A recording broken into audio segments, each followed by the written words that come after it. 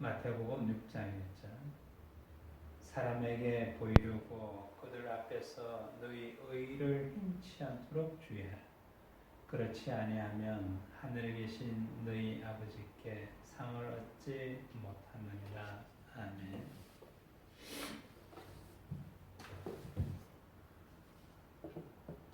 우리 성경에서는 흔히 사람이 지니고 있는 그 능력을 달란트라는 말로 표현을 하고 있습니다.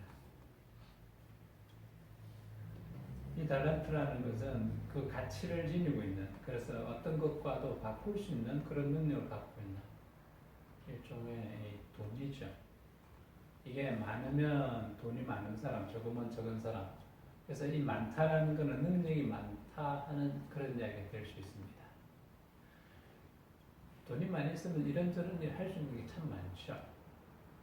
돈이 없으면 하고 싶어도 할 수 있는 일들이 적습니다.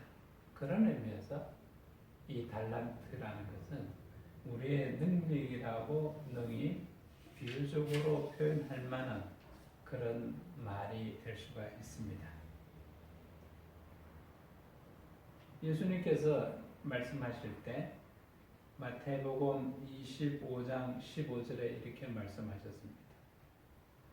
각각 그 재능대로 하나에게는 금 5달란트를, 하나에게는 2달란트를, 하나에게는 1달란트를 주고 떠났더니, 어떤 주인이 있습니다. 그 주인이 자기가 부리는 종들을 부르고, 그리고 자기가 이제 먼 타국에 가니 이제 너희들에게 나를 대신해서 이 재산을 나누어 주노니 이것을 가지고 각자 일을 행하라, 이렇게 하셨습니다. 어쩌면 주님께서 이 말씀을 하실 때 이미 당신이 천국계로 가시고 그리고 때가 되면 다시 오실 거라는 그런 뉘앙스를 풍기고 있습니다. 즉 주님께서는 하늘로 가신 이후에 영영이 안 오실 분이 아니라는 거죠. 반드시 그는 다시 옵니다. 그것을 우리는 재림이라고 합니다. 재림하실 때의 그 입장과 초림 때의 입장 전혀 다릅니다. 초림 때는 물론 어떤 부분에서는 우리를 심판하는 그런 기능도 갖고 계신다 했지만 대체적으로 초림하신 것은 우리를 살리려고, 다시 말해서 죄에 빠져 있는 우리를 건져 주시려고 오신 일, 그 일을 감당하신 것이 초림 때의 일이셨습니다. 그런데 재림하실 그때는 이제 인정사정 볼 것이 없습니다.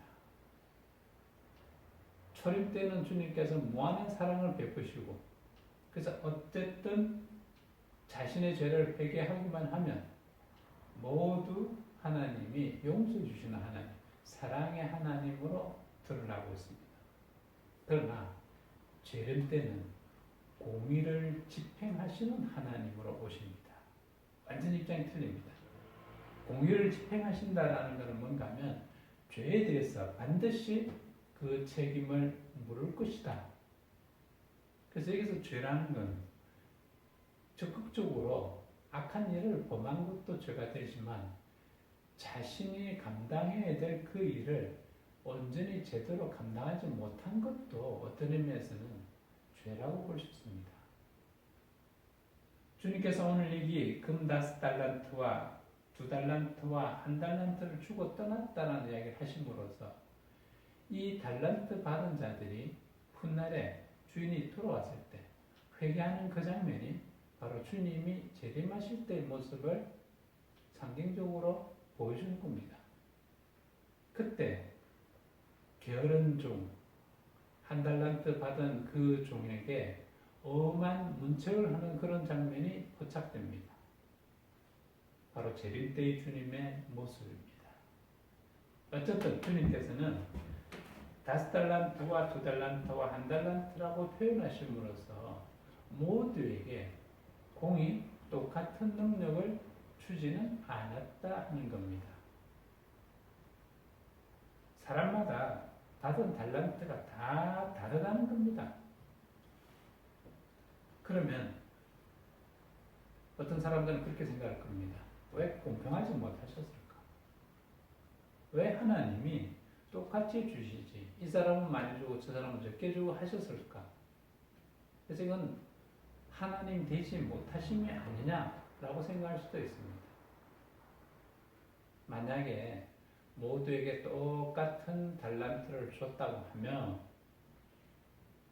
나도 5달란트고 저도 5달란트면 받을 사람도 없고 줄 사람도 없습니다. 다 자기 달란트대로 먹고 살면 되는 거죠. 그렇다고 하면 이 땅에 사랑의 행위라는 것이 생겨날 수 있었을까 하는 겁니다. 절대 없습니다. 하나님은 그 본성상 사랑의 하나님입니다. 그래서 우리로 하여금 당신의 그 속성을 닮은 그 사랑의 행위를 적극적으로 하는 것을 우리로 하여금 행하게 하시는 그런 하나님이십니다. 그렇기 때문에 이 사랑을 실현하기 위해서는 필연적으로 어떤 자에게는 많이 주고 어떤 자에게는 적게 줄 그런 조치가 절대적으로 있어야 됩니다. 그렇게 되면 많은 자는 적게 가진 자에게 나누어주고 적은 자는 많은 자에게서부터 받은 걸 통해서 사랑을 깨닫게 하려고 하나님의 놀라우신 그런 배려하심이 숨어져 있는 겁니다. 여기 5달란트와 2달란트와 1달란트를 주고 떠났다는 이 속에 그런 의미가 다 담겨져 있다고 보아야 됩니다. 그런데 중요한 것은 이 달란트가 내 능력으로 얻은 거냐 또는 내 능력으로 나는 5달란트 갖고 싶으니 5달란트를 받을 수 있었느냐 하면 절대 그렇지 못합니다. 분명히 주님께서는 주인이 한 종에게는 5달란트를 줬고 따라서 그 종들은 어떤 부분에서의 달란트도 얻을 수 있는 무능한 자들입니다. 우리가 마찬가지입니다. 내가 태어날 때 나는 좀 더 많은 능력을 갖고 태어나고 싶어 해서 내가 좀 더 많은 능력을 갖고 태어날 수 있었느냐 하면 아무도 그럴 수가 없습니다. 태어나서 그리고 어느 날 문득 봤더니 내게 이런 능력이 있구나. 그런 것을 발견하게 됩니다. 바로 전적으로 창조주 하나님이 주신 선물, 그것이 달란트라는 겁니다. 이는 분명히 은혜의 선물입니다. 실제로 우리가 역사상에서 가장 지혜로운 사람이다라고 할 수 있는 그 솔로몬, 그도 그러면 지혜로운 것이 그가 스스로 그 지혜를 깨달은 자였느냐 하면 아닙니다. 분명히 성경 기록을 통해서 보면 그는 하나님께 그 지혜를 간구했고 하나님이 그에게 선물로 주셨다라는 겁니다. 그 기록을 보면 열왕기상 3장 5절에 보면 이렇게 나와 있습니다. 기브온에서 밤에 여호와께서 솔로몬의 꿈에 나타나시니라. 하나님이 이르시되 내가 네게 무엇을 줄고 너는 구하라. 분명히 하나님이 주신다는 겁니다. 이때 솔로몬이 이렇게 이야기합니다. 솔로몬이 가로되 주의 종 내 아비 다윗이 성실과 공의와 정직한 마음으로 주와 함께 주의 앞에서 행함으로 주께서 저에게 큰 은혜를 베푸셨고 주께서 또 저를 위하여 이 큰 은혜를 위해서 오늘날 같이 저의 위에 앉은 아들을 저에게 주셨나이다. 내가 태어났다는 얘기죠. 솔로몬이 태어났다는 얘기입니다. 나의 하나님 여호와여 주께서 종으로 종의 아비 다윗을 대신하여 왕이 되게 하셨사오니 종은 작은 아이라 출입할 줄 알지 못하고. 여기도 분명히 솔로몬이 왕된 것은 지 능력이 아니라는 고백을 하고 있습니다. 이것은 참으로 하나님의 그 지혜의 비밀함을 깨달은 자만이 고백할 수 있는 온전한 고백입니다. 자기 능력으로 왕이 안 됐다는 겁니다. 주의 빼신 백성 가운데 있나이다. 저희는 큰 백성이라 수요가 많아서 셀 수도 없고 기록할 수도 없사오니 누가 주의 이 많은 백성을 재판할 수 있사오이까. 지혜로운 마음을 종에게 주사 주의 백성을 재판하여 선악을 분별하게 하옵소서. 이렇게 해서 지혜 달라고 기도를 한 겁니다. 그때 솔로몬이 이것을 구하매 그 말씀이 주의 마음에 맞았죠. 하나님 기뻐하셨다는 겁니다. 그래서 솔로몬에게 지혜의 은혜를 부어 주셨다는 겁니다. 세상의 모든 지혜의 근본은 어디서부터 나왔을까 하면 바로 하나님께로부터 왔다는 겁니다. 왜냐하면 하나님은 지혜요 지식의 근본이라고 되어 있습니다. 여호와를 아는 것이 지식의 근본이요 지혜의 근본이라고 분명히 성경은 말씀하고 있습니다. 솔로몬이 참 이런 면에서 지혜로운 겁니다. 그래서 이런 지혜조차도 하나님께서 주셔야만이 가능한 하나님이 주시는 달란트라는 겁니다. 그렇다고 하면 하나님이 선물로 주신 것, 그건 어떤 의미에서입니까? 빚입니다. 빚.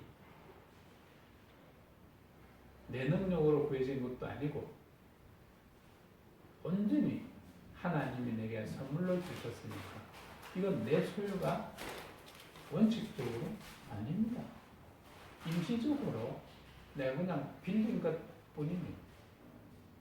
언젠가 때가 되면 이 달란트, 이건 분명히 하나님께로 다시 돌려드려야 되는, 우리가 이 땅을 사는 날 동안만 우리가 그것을 이용해서 하나님의 영광을 드러낼 도구로 사용할 그 무엇입니다. 그런데 이 땅을 살아가는 많은 사람들, 스스로 지혜 있다고 생각하는 그런 사람들이 보면 이 깨달음을 얻지 못하고 있습니다.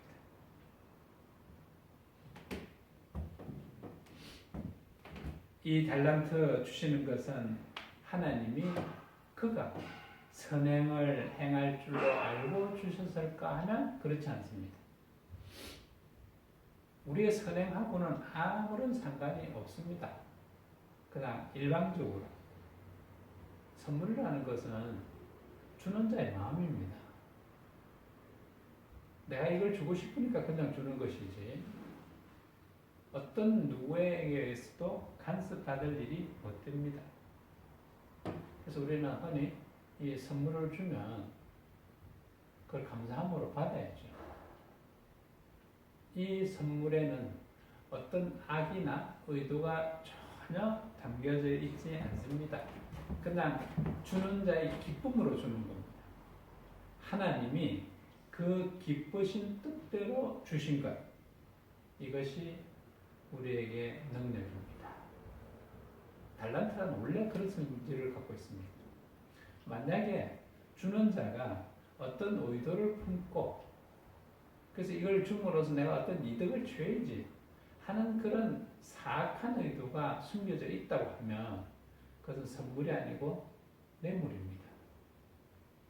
뇌물은 절대 받아서는 안 되는 그 무엇입니다. 그러나 선물은 전혀 그렇지 않습니다. 주는 자의 기쁨이 담겨져 있으므로 그것을 받는다는 자체가 바로 그 주는 자에게 기쁨을 돌려주는 것이 되는 겁니다.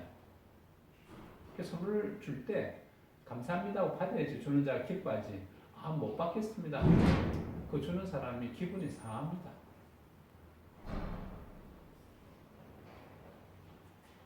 하나님은 지극한 의의 원천이시고 또 지극한 선의 완전체가 됩니다. 그래서 하나님이 준비하신 이 선물은 참으로 선하고 어려운 것입니다. 따라서 우리가 받은 이 달란트는 참으로 지극히 선하고 지극히 어려운 것일 수 있습니다. 우리가 받은 그 달란트라는 것은 종류가 참 많습니다. 어쩌면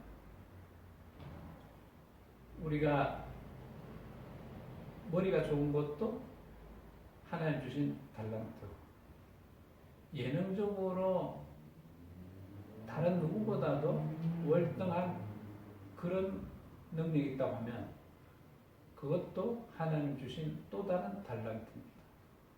어떤 사람은 장사를 잘해서 일을 많이 남길 수 있는 그런 재능을 가지고 있다고 하면 그 재능도 하나님이 주신 달란트입니다.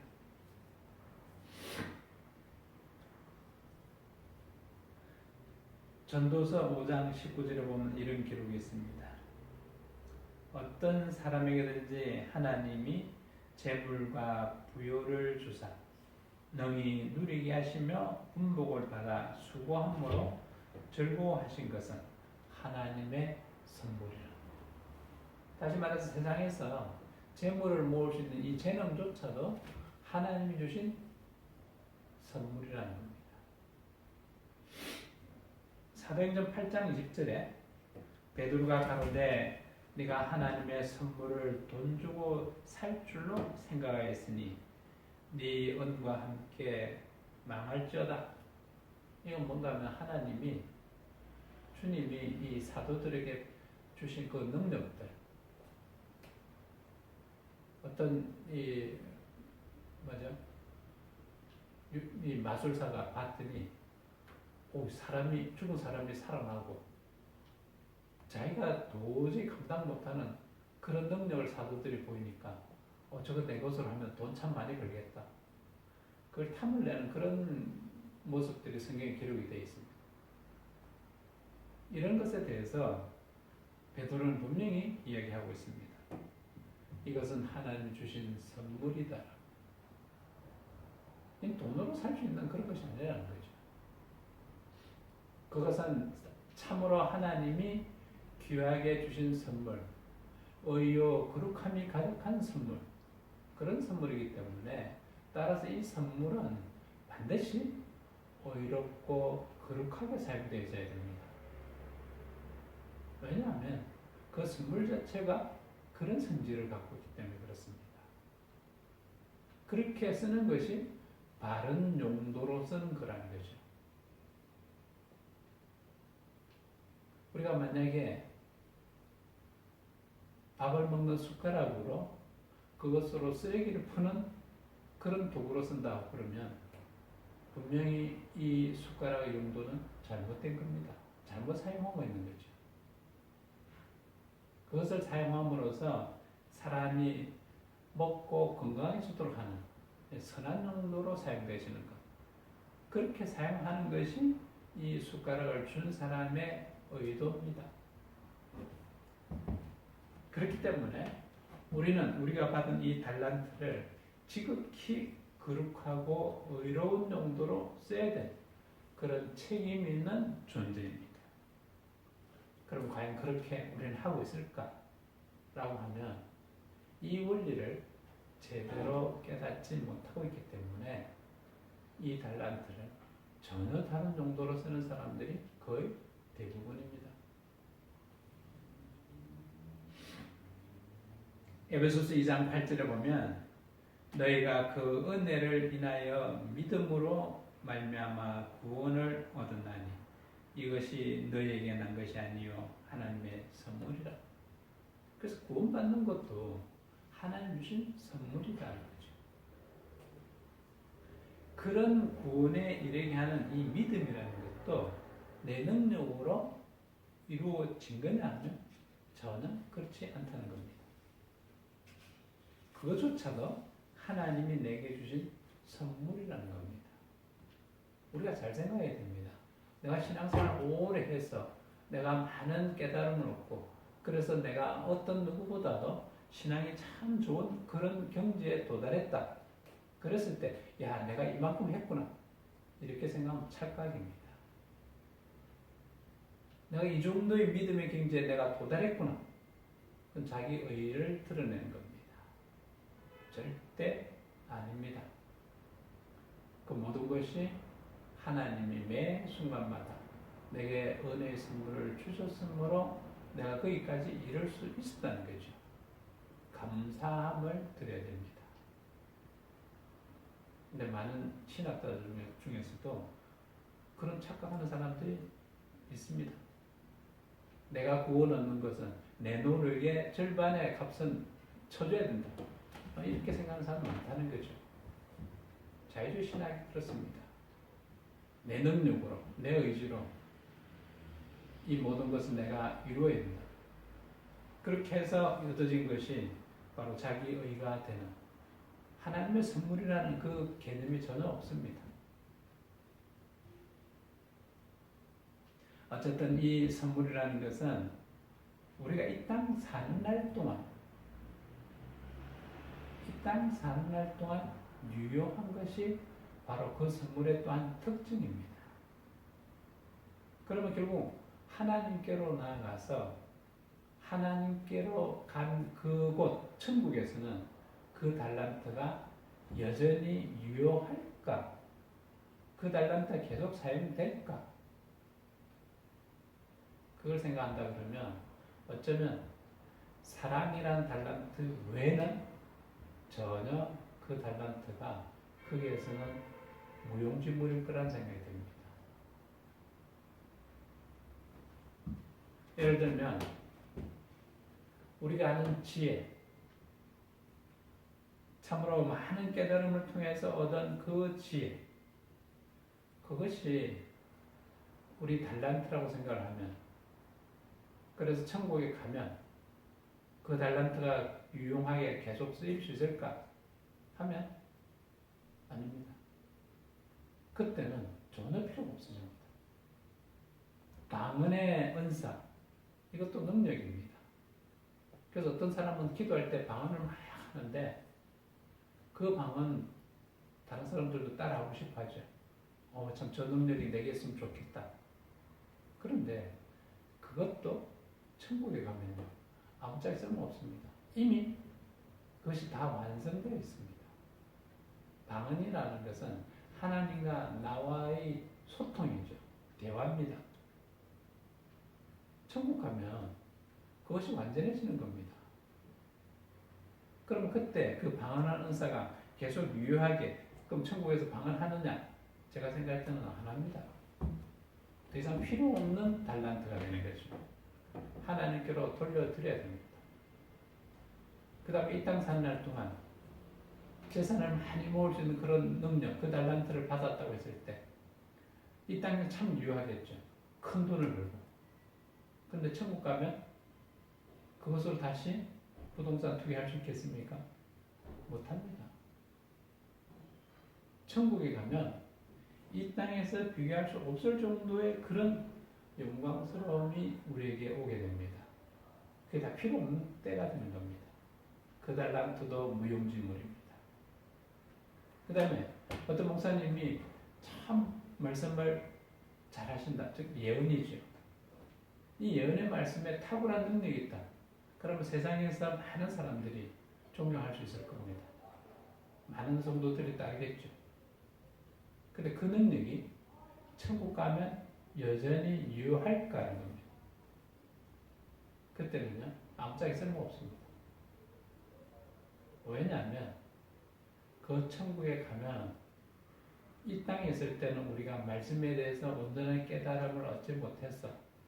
그래서 거울을 보듯이 희미하게 깨닫기 때문에 그 예언을 하는 그분들의 도움이 절대적으로 필요합니다. 그런데 천국 가면요, 얼굴과 얼굴을 맞대고 보듯이 환히 알게 된다 했습니다. 그러면 그때 그 예언의 은사가 필요할까? 전혀 필요 없는 거죠. 아무짝에 쓸모없는 달란트가 됩니다. 그런데 많은 사람들이 착각하고 있습니다.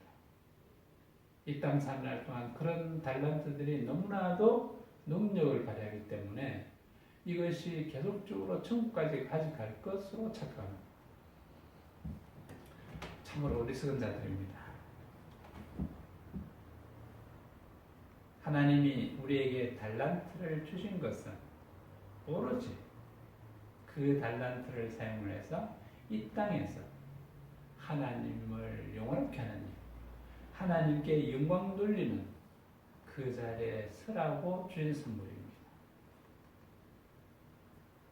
그런데 어째서 참 어리석은 자들이 그것을 하나님의 영광을 드러낼 그런 도구로 사용하는 것이 아니라 자신의 영광을 드러내는 그 일에 다 써버린다는 거죠.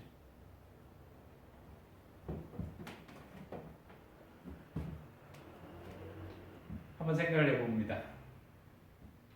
정말로 그러할까? 고린도전서 9장 17절에 이렇게 기록을 하고 있습니다. 내가 내 임의로 이것을 행하면 상을 얻으려니와 임의로 아니한다 할지라도 나는 직분을 맡았노라.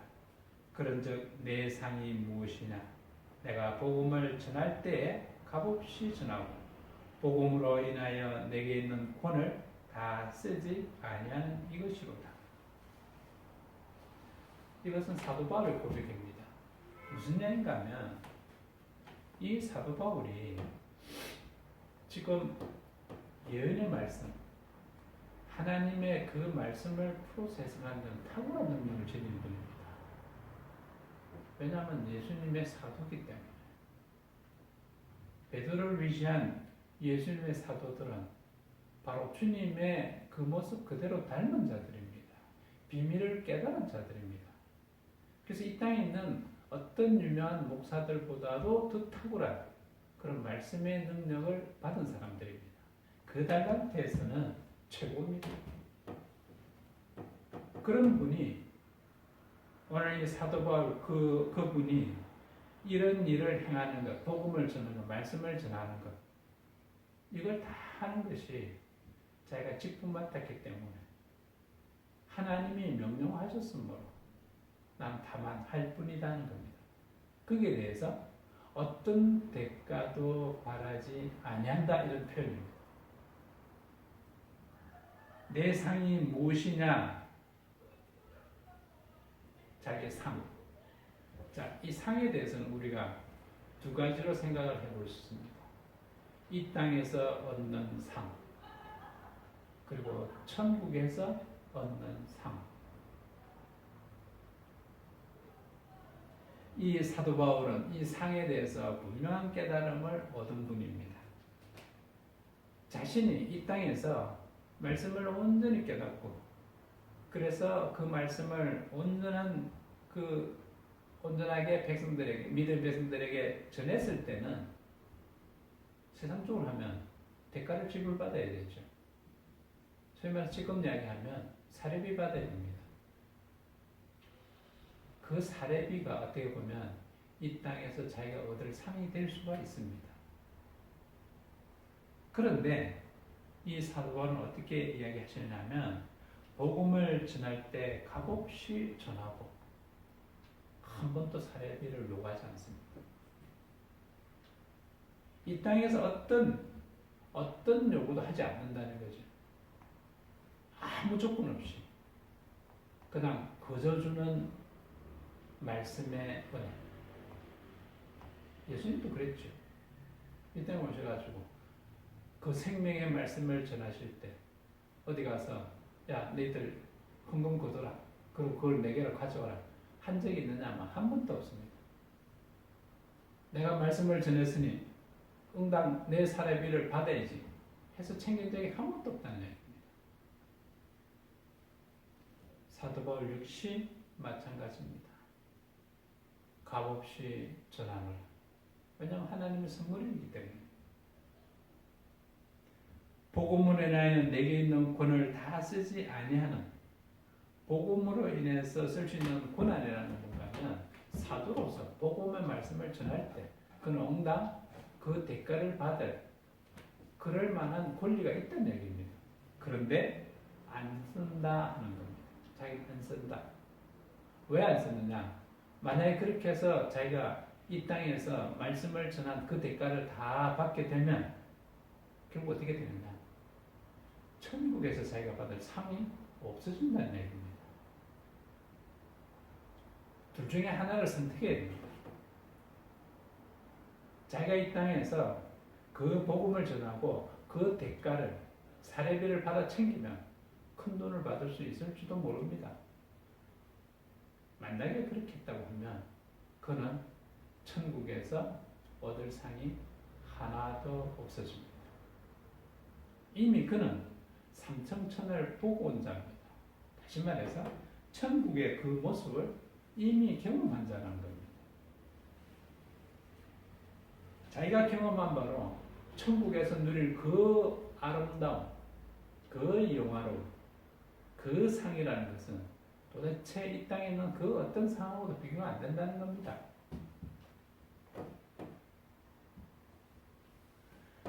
달란트 면에서 보면 이 사도 바울은 이 땅에 있는 그 어떤 자보다도 탁월한 달란트를 지닌 그런 사람이었습니다. 한번 살펴보면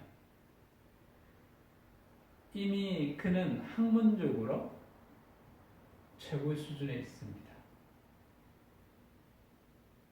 그 땅의 학문에서 능통한 자였습니다. 그리고 그는 그 땅을 사는 사람들에게 가장 큰 부러움이 될 수 있는 로마 시민권을 지닌 사람이었습니다. 사도행전 22장 25절에 보면 이런 기록이 나옵니다. 가죽줄로 바울을 매니 바울이 곁에 있는 백부장 들어 이르되 너희가 로마 사람 된 자를 죄도 정치하냐고 채찍질할 수 있느냐 하니 로마 사람 됐다는 뭔가 하면 로마 시민권을 갖고 있는 자라는 거죠. 그럴 때 이 백부장이 듣고 가서 천부장에게 전하여 가로되 어찌하려 하느냐 이는 로마 사람이라 하니 천부장이 와서 바울에게 말하되 네가 로마 사람이냐 내게 말하라 가로되 그러하다. 천부장이 대답하되 나는 돈을 많이 들여 이 시민권을 얻었노라. 바울이 가로되 나는 나면서부터라 하니 이 완전 신분이 되는 거죠. 얼마나 로마 시민권 가지고 있는 것이 어마어마한가 하면 이 천부장은 로마 시민권 얻으려고 엄청난 돈을 들였다는 거죠. 돈 주고도 잘 못 사는 게 바로 시민권이라는 겁니다. 그런데 사도 바울은 나면서부터 로마 시민권을 가진 사람이었다는 겁니다. 얼마나 큰 이 땅에서의 혜택을 누릴 달란트, 그 달란트를 받은 바울입니까? 그는 또 그 당시에 많은 사람들, 예수 믿는 자들을 임의대로 막 잡아놓을 수 있는 그런 권세를 지닌 사람이었습니다. 그 세상적으로 보면 자기 하고 싶은 걸 다 할 수 있는 사람입니다. 엄청난 달란트를 받은 사람이죠.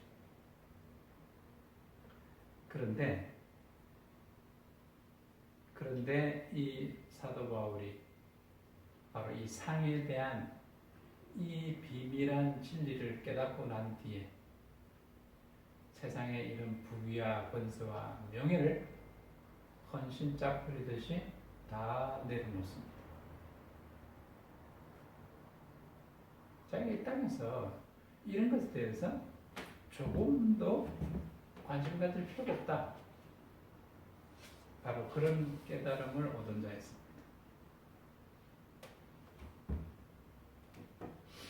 고린도전서 3장 8절에 이렇게 기록하고 있습니다. 심는 이와 물준 이가 일반이나 각각 자기 일하는 대로 자기의 상을 받으리라.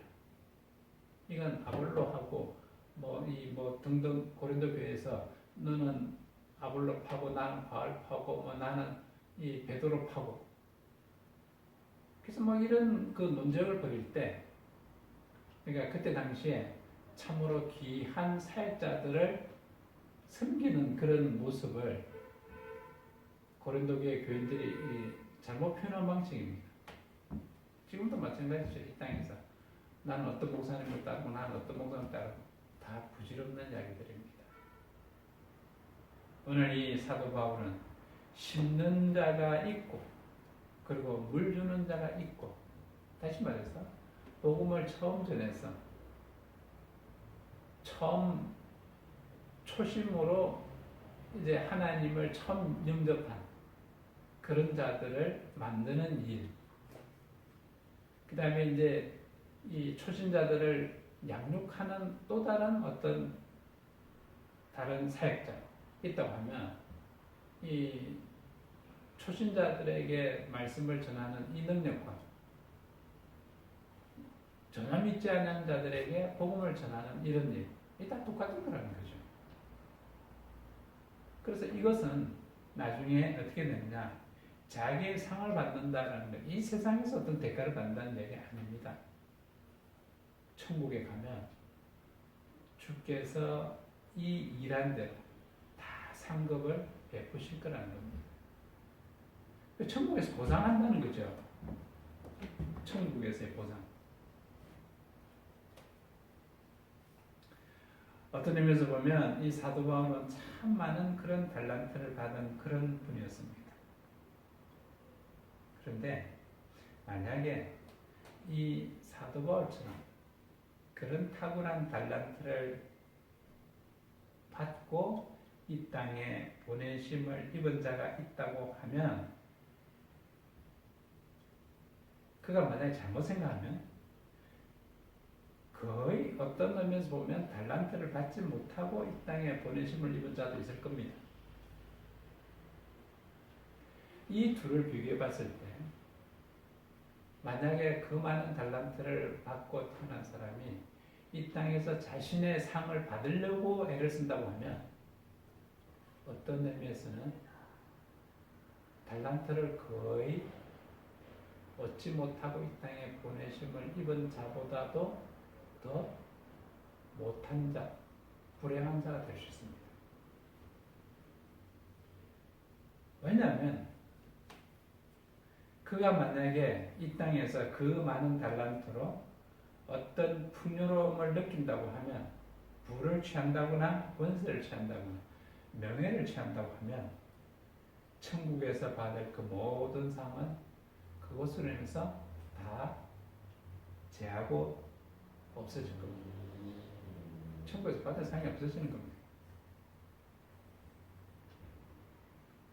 사도 바울이 이렇게 또 이야기했습니다. 내 상이 무엇이냐? 내가 복음을 전할 때 값없이나고 복음을 인하여 내게 있는 권을 다 쓰지 않는 이것이라는 그 아까 말씀 속에 바울은 분명한 이 달란트에 대한 깨달음을 얻은 분입니다.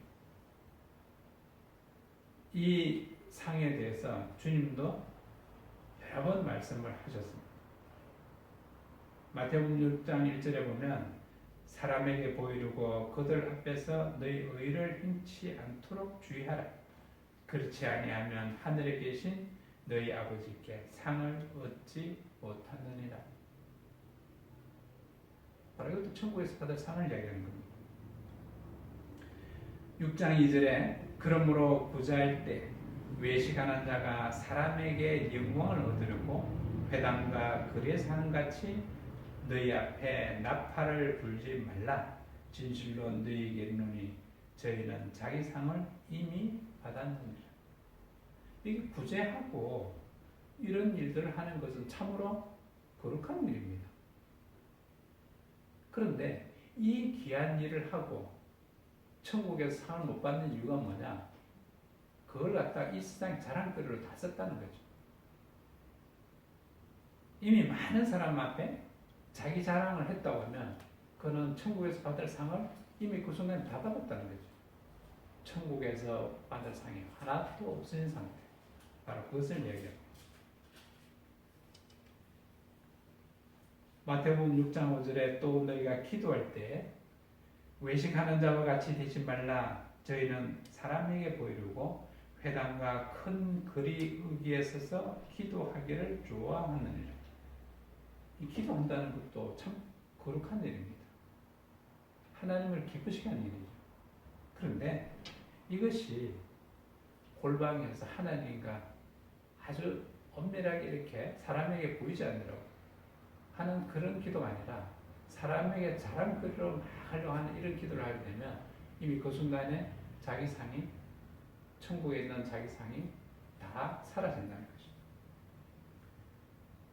마태복음 6장 16절에 금식할 때 너희는 외식하는 자들 같이 슬픈 기색을 내지 말라.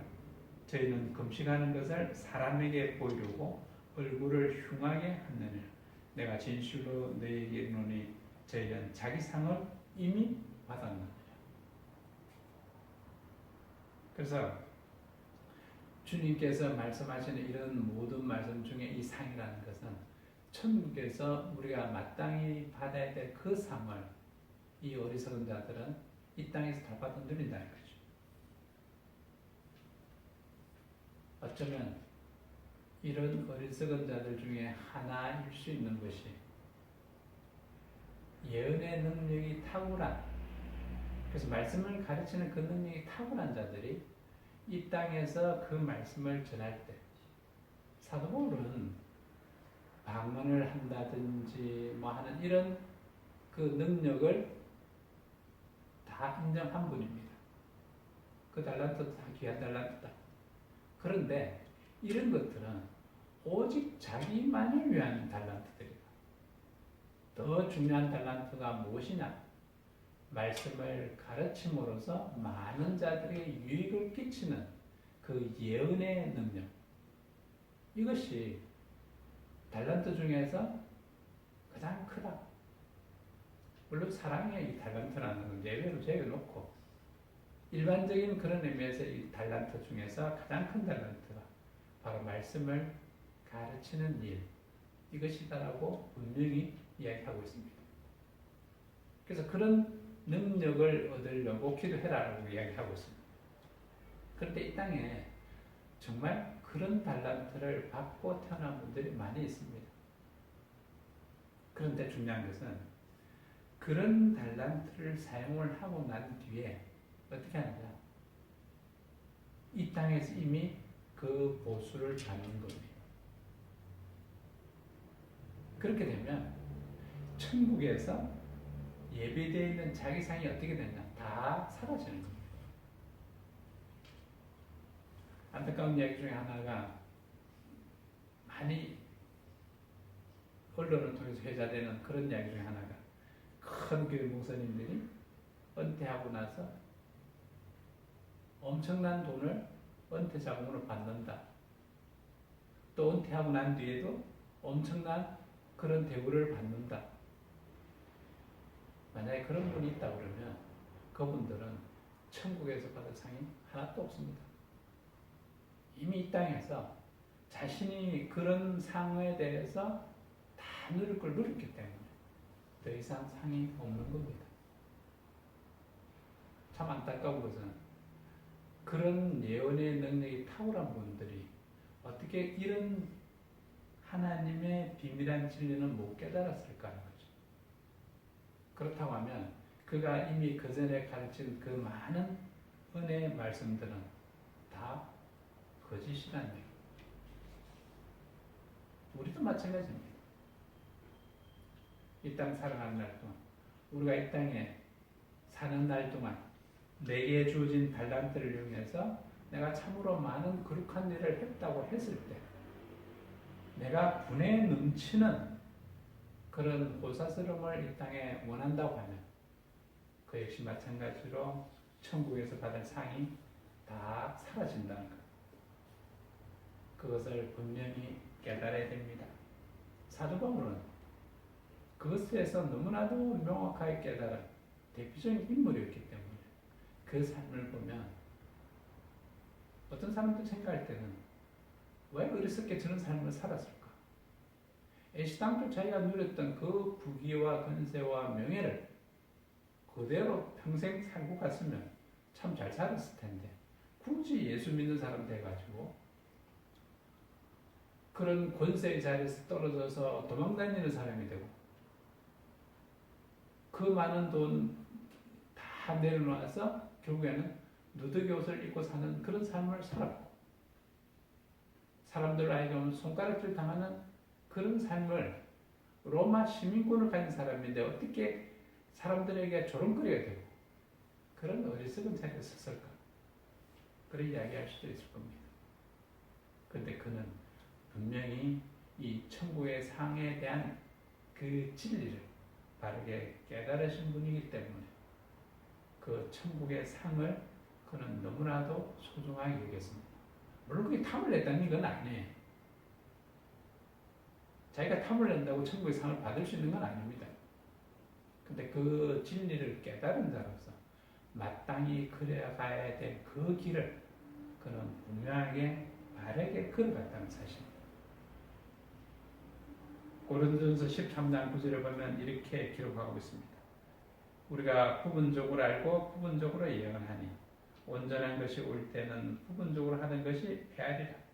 내가 어렸을 때는 말하는 것이 어린아이 같고 깨닫는 것이 어린아이 같고 생각하는 것이 어린아이와 같다가 이게 어느 때인가 하면 사도 바울이 예수님을 만나기 전의 모습입니다. 권세 있는 자의 자리에 서 있었고 부유한 자의 자리에 서 있었고 명예로운 자의 자리에 서 있었던 그때의 자기의 모습을 그때도 하나님 믿는 사람이었습니다. 그때의 모습을 분명히 자신의 어린아이라고 선언하고 있습니다. 어린아이 같다가 장성한 사람이 되어서는 어린아이의 일을 버려놓으라. 장성한 사람이 됐다는 뭔가 나이 많이 들어서의 이야기 아닙니다. 예수를 만나고 난 이후에 내가 깨달았더니 그때를 얘기합니다. 그래서 어떻게 하냐? 예수를 만나기 전에 나의 모든 것, 어린아이 모습을 다 버렸다는 얘기입니다. 이전에 그 모습을 했으면 자기 가서 말씀 전하고 뭐하고 했으면 다 돈 받아 챙겼겠죠. 그러나 예수를 만나고 난 이후에는 그가 선교 사역을 하는 동안에 이익을 위해서 일한 적이 한 번도 없습니다. 자기의 사례를 바라고 일을 한 적이 한 번도 없습니다. 헌금하라고 요구한 적은 있어요. 왜 헌금하라고 했는가 하면 예루살렘 교회에 있는 그 불쌍한 성도들을 위해서 너희들이 헌금해라. 그 돈을 내가 예루살렘 교회에 갖다 줘야 되겠다. 자기를 위해서 쓸 돈을 요구한 것이 아닙니다. 주님의 마음으로, 주님의 그 사랑의 마음으로 예루살렘 교회의 그 불쌍한 사람들을 위해서 그가 강력하게 헌금하라고 이야기합니다. 뭐 그런 일이 있었던 겁니다. 이제 우리도 마찬가지입니다. 사도 바울처럼 이제 믿음의 장성한 분량을 나타내서 사도 바울이 이야기한 것처럼 나를 본받으라라고 담대히 이야기할 수 있는 그런 자의 자리에 우리는 분명히 서야 됩니다. 그런 은혜가 성도 여러분들에게 차고 넘치시기를 축원합니다. 기도하겠습니다.